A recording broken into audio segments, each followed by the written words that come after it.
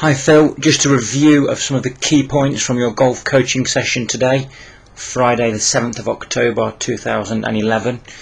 On the right hand side I've got some footage that I took at the Ryder Cup last year, Celtic Manor, of Tiger Woods. I use this footage quite a bit during my coaching because I think it's a fantastic example of the swing plane and of what we're trying to do.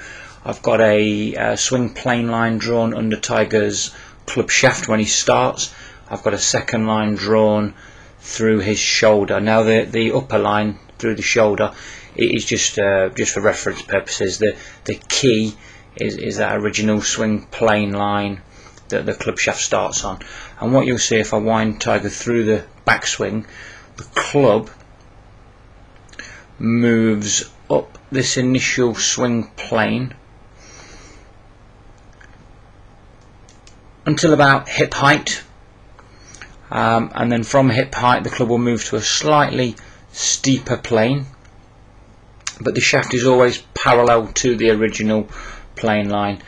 And if I had a laser coming out of the end of his club, the butt end of the club, you'll see that the club always points down to the ball to target line, which is a sign that the club is on plane. So as we wind this swing through, you'll see the club stay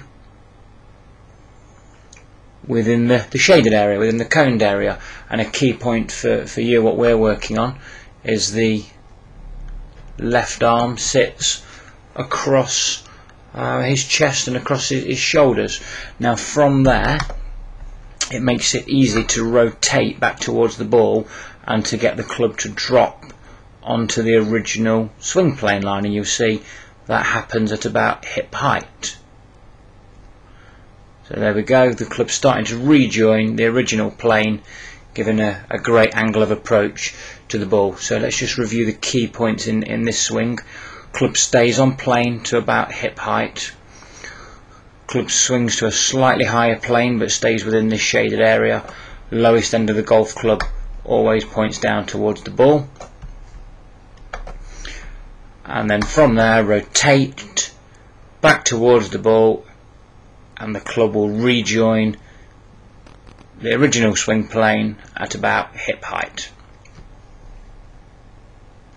If we have a look at your swing on the left hand side, you'll see the club moves up the plane nicely, as we talked about. As you break your wrist or cock your wrists, you set a really nice angle. You'll see if I draw a line, the shaft is pointing down to the ball to target line, so really good wrist set and really good plane at that stage. And then from there you just start to lift your arms off the plane instead of continuing the rotation and the same path. That the arms lift off the plane onto the top line. So you'll see, look at the difference in the two swings here. Look at the difference in the left arm plane. As you know, that means your elbow will be much higher, but as we talked about during the session, don't worry about your elbow at all. The reason that is high is because the hands and the forearm is so high. And from that position, Phil, as you know, the club comes down on the top line, much steeper than what we want, and that is causing your power loss that you was complaining about at the start of the session that we was talking about. So the reason you're losing power and losing your strike is the downswing is too steep, caused by the high arms, high hands lifting in the backstroke off plane. Ready for next session, Phil? Do a little bit of work in shallowing out that arm plane there, and that will mean the club will sit a little bit more in this position. That will mean the elbow will be a little bit lower here, and that will help to drop the club a little bit more down this way, back towards the swing plane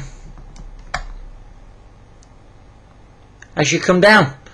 Phil, I hope that helps. We'll see you at the academy in a couple of weeks.